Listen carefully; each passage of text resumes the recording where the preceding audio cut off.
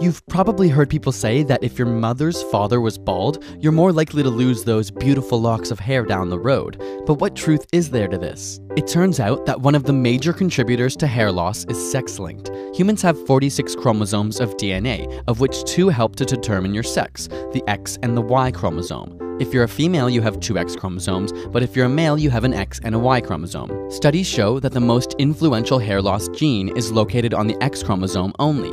What does this mean? Well, if you're a male, you get an X chromosome from your mother, but must receive a Y chromosome from your father, because if you got your father's X chromosome, you'd be a female. So if one of your mother's X chromosomes has this hair loss gene, you have a 50-50 chance of getting it from her. In this way, hair loss is partially hereditary and passed through the maternal side for males.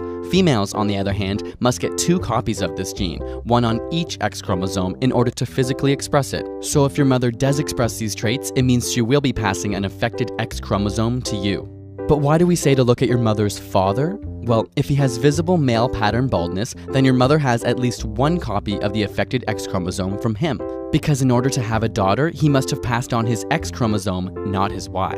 The thing to note here is that this is just one of the contributors to hair loss, and while it's thought to be the most significant, many studies have found other hair-linked genes which aren't sex-linked at all, including some on the Y chromosome, meaning they can be transferred from both the mother and the father.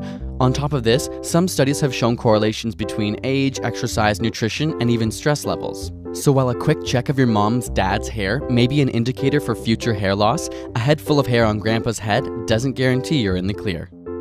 Got a burning question you want answered? Ask it in the comments or on Facebook and Twitter, and subscribe for more weekly science videos.